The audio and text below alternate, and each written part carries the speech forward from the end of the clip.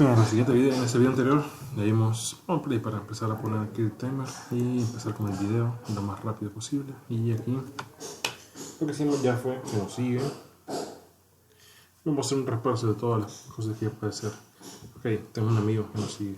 Podemos golpear. Nos movemos fuera del rango de él. Tenemos un radio de 5 ahorita que nos sigue. Podemos quebrar jarrones.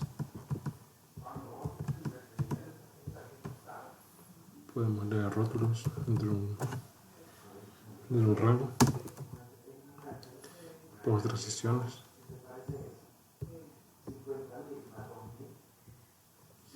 Vamos a caminar más en el agua.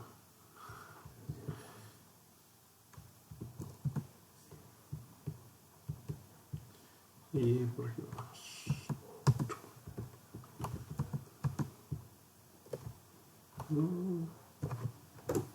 Okay.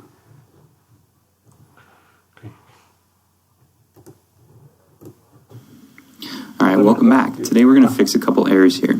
Hay un error que tenemos aquí que supongo que estamos de eso. Que nuestro enemigo no respeta las cosas por aquí, por ejemplo, pasa por encima de este árbol, lo atraviesa. Y también lo atraviesa. Sí. Pero sí hubo uno aquí que... Ahí está, ese se queda trabado.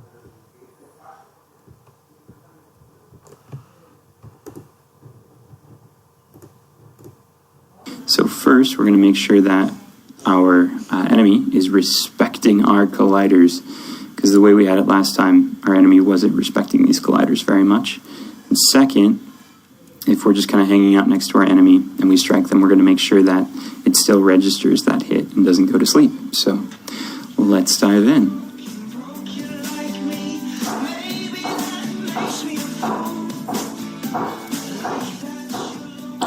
Alright, so here's where we left off. We have our player that can walk around the world. Our enemy will chase. And there's a few issues here that we need to fix.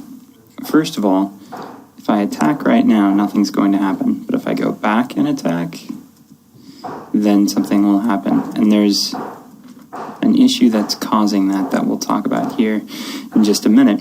And the other big issue is if I were to walk around an object that should stop the enemy is going to walk right through it, which is an issue.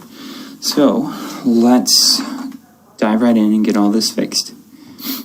The first thing I want to talk about today is the RigidBody 2D. So right now, in general, there's 3 different kinds of RigidBody 2D. There's dynamic, kinematic, and static. So let's talk about each of these in general. So the dynamic RigidBody 2D is going to be moved by the physics system. And in general, whenever you have a dynamic RigidBody 2D, you want it to be moving either using move position or using forces that are applied to it through the physics system. Our player right now is a dynamic rigid body because in order to move it, we're using move position. Our log, the way I currently had it, was kinematic, and then when we hit it, it turns dynamic for the physics to be applied to it, and then it turns back to being... Es cierto, cuando le pego, si se fijan bien, cuando le pego al tipo, él sí choca en las cosas y rebota. De hecho, pega en esos árboles de ahí. Se lo pega de frente. Aquí. Ahí está, ¿eh?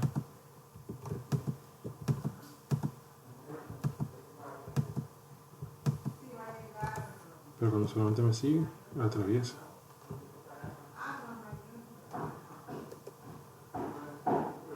No, un poquito radio porque está muy grande, siento yo. Dame en 4. Kinematic. And the reason I was doing that is... Okay, I don't want that right now. The reason I was doing that is the way that I was moving, or the way that we currently are moving the log, is by directly setting the transformed out position, and you don't want to do that with really anything with a rigid body, so we're going to need to fix that. So that's the dynamic rigid body. A kinematic rigid body is one that has a rigid body for physics purposes for other objects. However, the physics simulation doesn't move it. You're essentially telling Unity, treat this like it's a rigid body, however, I'll handle all the motion through code. Which is why you can decide whether it's simulated or not. This full kinematic collisions can tell whether or not you want it to interact with other kinematic objects. And then the third type is static. A static rigid body essentially just sits in one place in the world and doesn't move. So those three types we've got here, dynamic, where its movement is handled by the physics system, kinematic, where it's part of the physics system but movement is handled by code, and then static, where it doesn't move at all. I haven't been able to read a good argument for why you would use a static rigid body versus just having it be a game object with a collider on it. Because a game object with a collider on it will still act with the physics system, but won't be moved at all. So if any of you know a good reason for that, maybe leave a comment down below. So let's talk about the rest of this here. So simulated, use auto mass. So if it's a dynamic object, Unity will calculate how much mass it should have based on the size of the collider. If I turn that on, you'll see that the mass turns to less than what it was. I'll turn it back off and just set my mass to 1. We're not going to, not 10, come on now. We're not going to be using the mass property at all, so it's going to be totally fine. Linear drag is how much drag it should have moving in a straight line, and angular drag is how much drag it should have as far as its rotation goes. Gravity scale is how much gravity is going to affect this. You can make this negative to make something fall up if you want to play around with gravity. Collision detection. This one often becomes an issue with a lot of people. So you want your collision, in our case, collision detection is totally fine to be discrete. But if an object is traveling very, very fast, and you're noticing that your object is going through things that should be walls, maybe the first thing you want to check is changing it from discrete to continuous. And the reason why is if it's discrete, it's only going to check for a collision with another object on every physics tick, which is roughly 30 times per second. Whereas if it's continuous, it's going to check for a collision on every frame, which most of the time is significantly more than 30 times per second. The sleeping mode, we'll address this in a minute. So there's 3 options. There's start awake, start asleep, and never sleep. Let me show you how that affects things here. I'm going to pull my scene down so that I can look at both my scene and my game at the same time. So if you'll notice on my log, I have this green line here to represent the collider. So I'm going to press play, and you'll notice something that happens. So the collider went from being bright green to this kind of faded green. Now when I move my player into range so that it starts moving again, the collider turned bright green, and then as soon as it stopped, it went to faded green. It's now asleep, which means that it's not going to register any physics on it. So like if I try to swipe at it, even though the player's hitbox is overlapping it, so just to show you, I'll turn on the right hitbox. So you can see that that hitbox is, I'll zoom it even further. You can see that that hitbox is being generated, and it is overlapping the log's collider, but nothing's happening, and that's because the log's currently asleep. If I move my player outside of the log's area, the log wakes back up, then I can hit it, and it'll actually work the way it's supposed to. So we'll address that in a minute. And then interpolate is whether you want it to be making smooth motion in between the frames or smooth motion based on an anticipation of what the next frame is. For us, we can leave this at none. But if your motion is appearing jerky, there's 2 ways that you can fix it, and this is one of them. You can interpolate, meaning you're going to make smooth motion in between frames, or extrapolate to make smooth motion based on approximation of where it's going to go next. Freeze position freezes the position on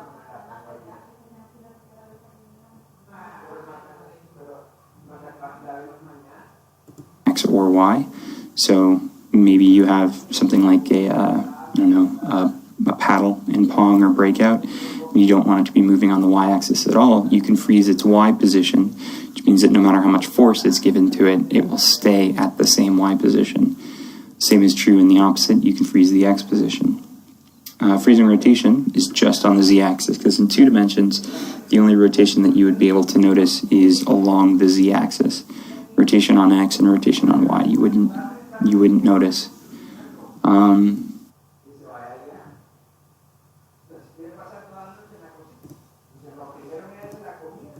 Okay, cool. So that's a quick description here. So, in order to fix my two issues that I have with my log, first I want to change it to dynamic, and I want to turn my sleep mode to never sleep. Then, I do want to simulate it. Then I'm going to open up my log script here. So in my log script, I want to do a couple things differently. So since I'm using a dynamic rigid body, which means I'm using the physics system, I don't want to be directly setting the transformed up position because the physics system wants to do that. And if I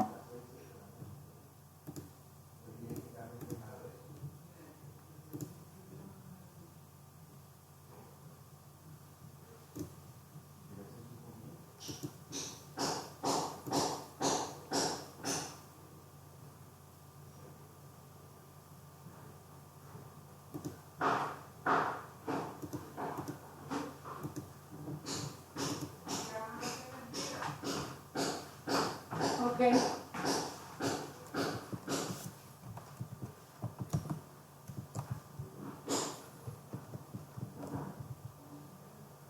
Sí, sí, sin respetarlo.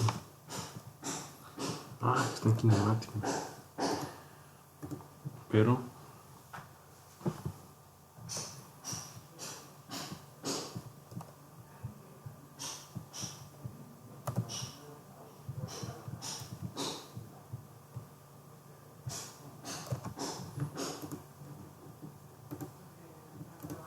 I'm trying to override the physics system, things are going to get bad.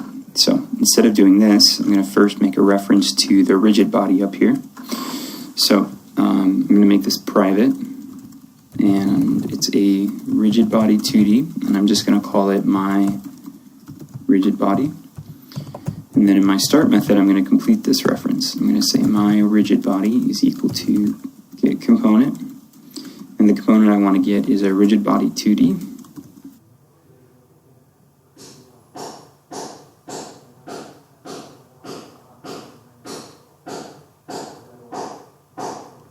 yo no tengo ese anime.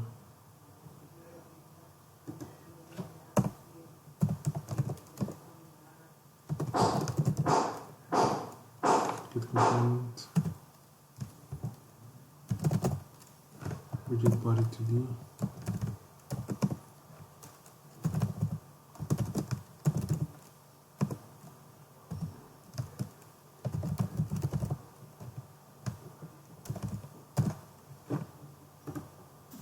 And there we go.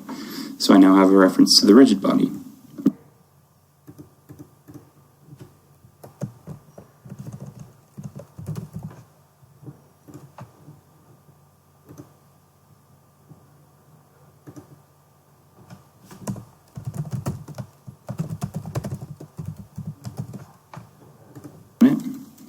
And the component I want to get is a rigid body 2D. And there we go. So I now have a reference to the rigid body. Now, down here in my check distance, instead of directly setting my transformed out position, I'm going to create a temporary vector 3.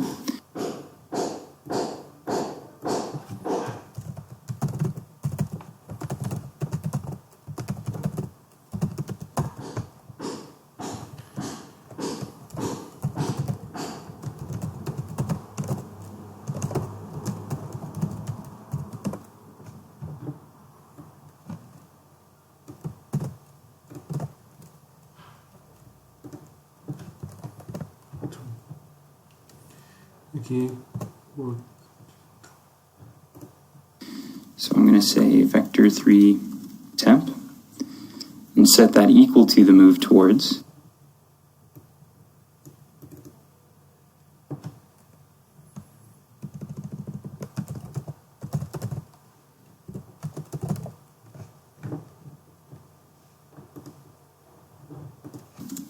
And I'm going to use the rigid body and move position, just like we're doing with the player. In the player, we're using rigid body.move position. So we're going to say my rigid body.move position, and we want to pass in temp as the argument for where we're moving to. Now this is going to affect the knockback script, because in the knockback script, we are changing it from kinematic to dynamic, and now we're keeping it dynamic all the time. So if we go to the knockback script here, I want to remove this line that changes the enemy body type to dynamic, because it already is dynamic. Adding force, and then I can get rid of all of this coroutine stuff, and tell me I might.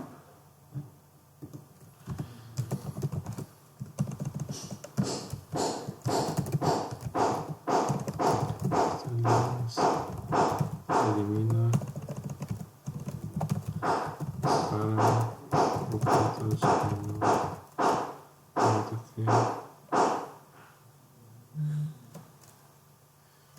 dinámicos.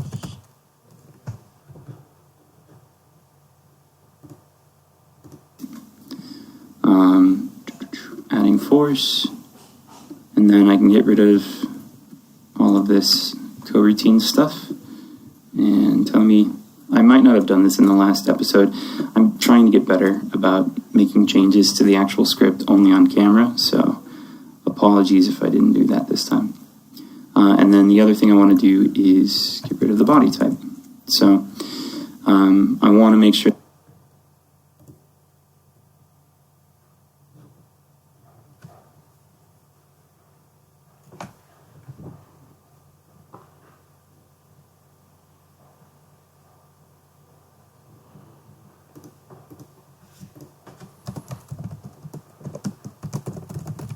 esta línea es para tipo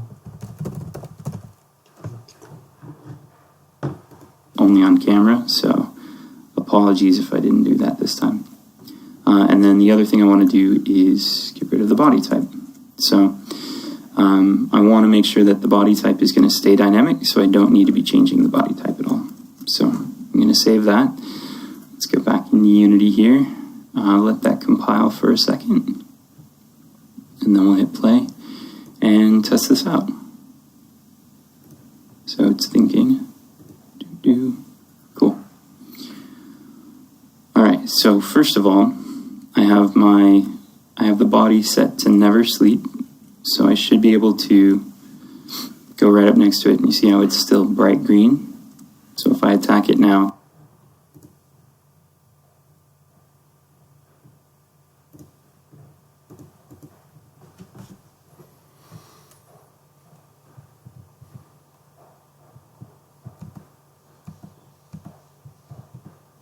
¿y qué pasa?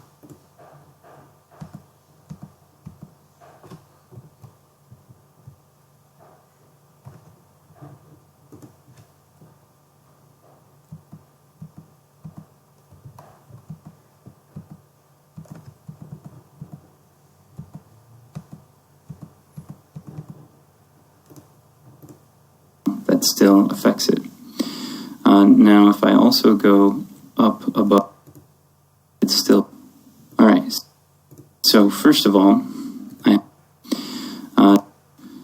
go right up next to it, and you see how it's still bright green. So if I attack it now, that still affects it. Now if I also go up, ¿Será que tengo una masa? No, está la masa bien.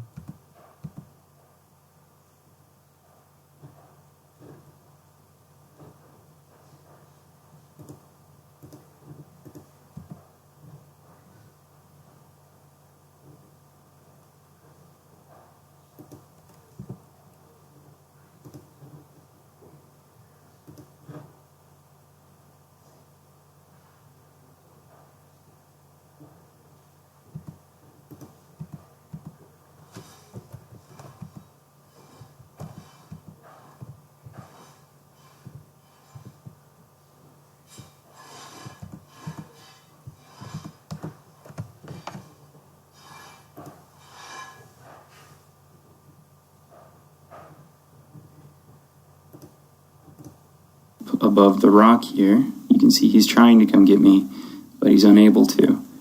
And then here, trying to come get me, unable to, and there we go.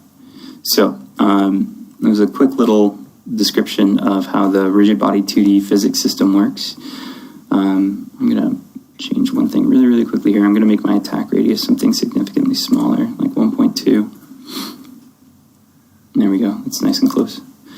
And then next time we're going to talk about hit boxes and hurt boxes. So right now, it only registers a hit if we hit this little teeny tiny thing here. This is what we want to use for collision, though, which means we want to use a different box to detect a hit because we want it to more accurately reflect the size of the enemy on the screen. And so we'll use a different box for detecting hits. Right now we're just using this one, but that's fine for now. And then we'll also talk about state machines. We'll probably talk about the state machine before we talk about the hitboxes. And then I'll do like a little addendum to talk a little more about the animation system, just to make that working. So I feel it's best to get the actual feel of the game working best. I just think it's fun to hit this dude. I feel it's best to get the actual physics of the game working first and then worry about animation or what's being shown on top later. So, all right, if you have any questions, feel free to leave them in the comments down below. You can follow me on Twitter to find out and tell me.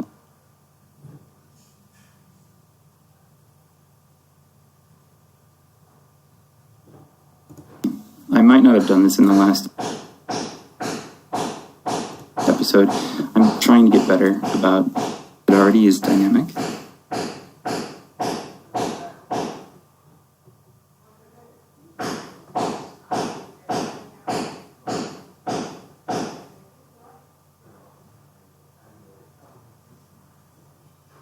Sí, está bien.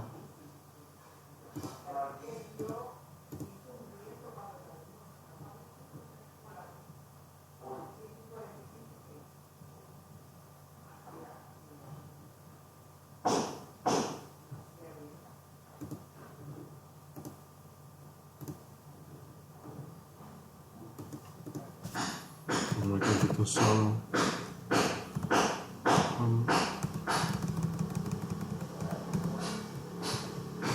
¿Será por ahí? Puede que sea porque se acerca mucho.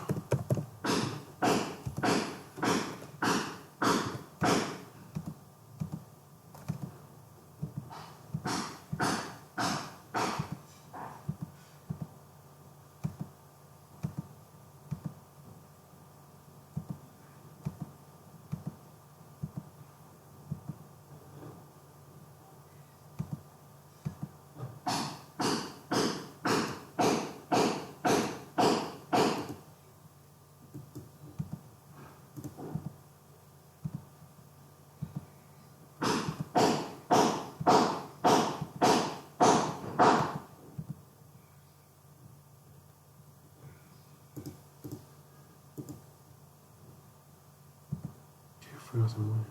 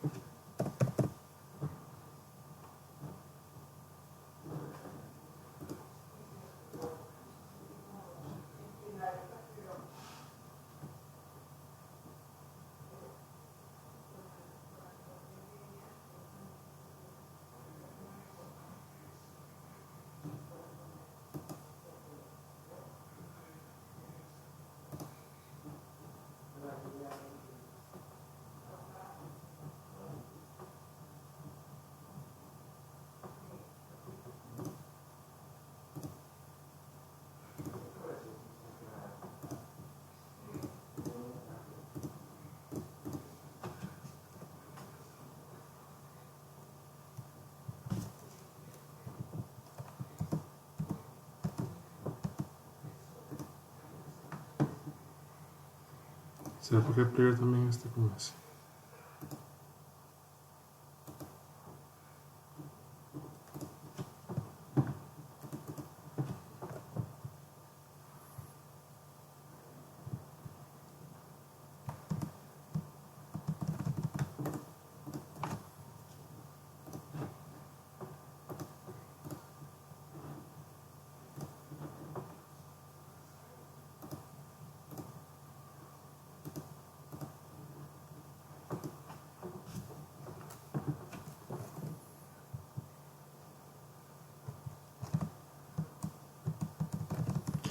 Bueno, voy a investigar qué es error.